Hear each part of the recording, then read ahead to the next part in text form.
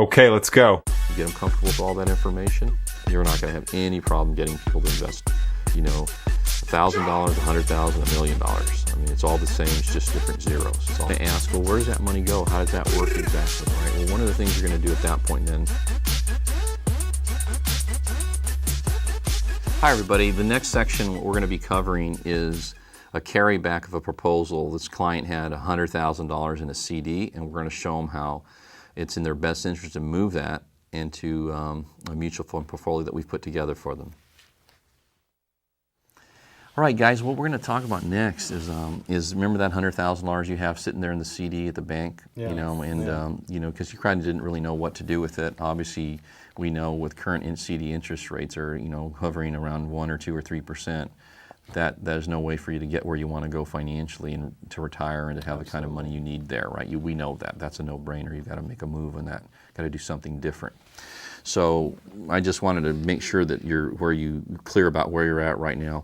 With that $100,000 CD, the potential investment value in 30 years, assuming a 6% return, which it is even that, this is being very generous, by the way, okay, is a $574,000, and then that would represent at 8% a potential $35,000 a year income to you, in 30 years.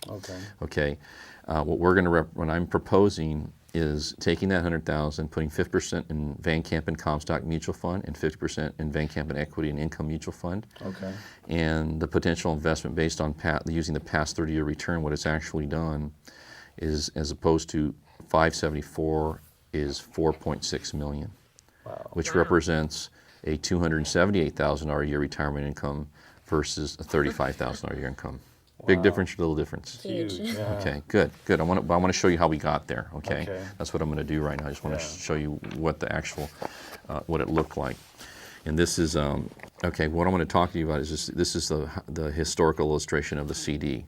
Over the last 30 years, if you would have had that money in that CD during the same time period that we're talking about from 1976, which is, roughly about a 30-year time period.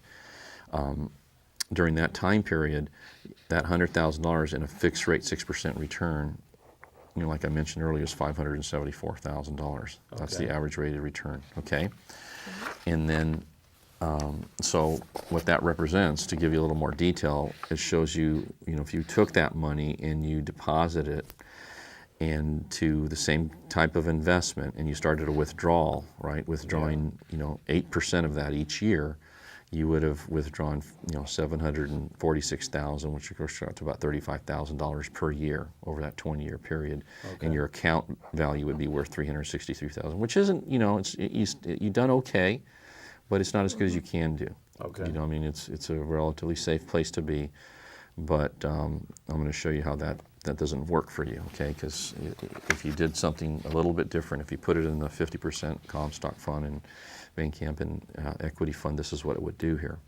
Okay. The same time period, 76 to 2006, right?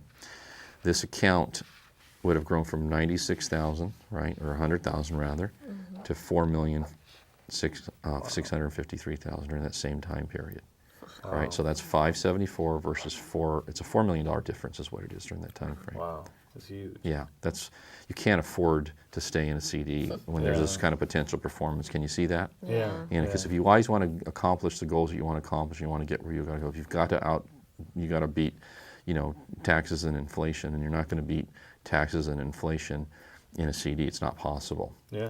That's a place, CDs are really parking places where you park your money for a very short period of time and then you move it to somewhere where it can actually work for you. Yeah.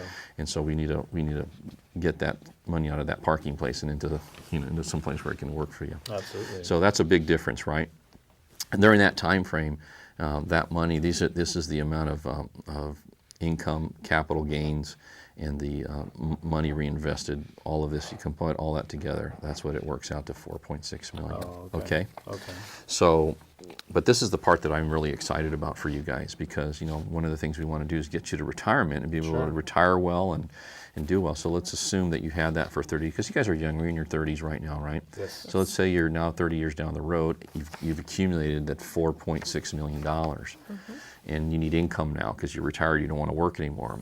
This is assuming withdrawing 8% of that amount annually.